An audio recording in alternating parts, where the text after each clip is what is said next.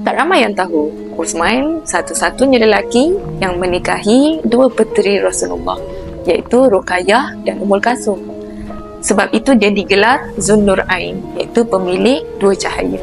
Uthman tak pernah duduk diam. Di zaman Umar Al-Khattab, musim kering dan kebuluran melanda, Uthman datang dengan 1,000 ekor unta penuh gandum, minyak dan anggur kering. Kemudiannya beliau berkata, semuanya aku sedekahkan untuk fakir muslimin. Aku tak nak 1 dirham pun balasan, yang aku mohon hanyalah redha Allah. Dan bila Al-Quran mula dibaca dengan pelbagai versi, Uthman satukan umat dengan 1 mushaf rasmi.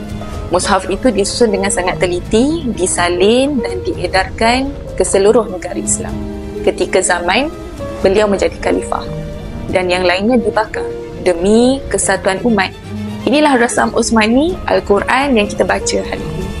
Tapi akhirnya, fitnah dan pemberontakan yang datang, Uthman tak melawan. Beliau hanya berpuasa, qiyamul lail dan duduk membaca Al-Quran. Sehinggalah musuh pecah masuk rumah dan membunuh beliau ketika beliau sedang membaca Al-Quran.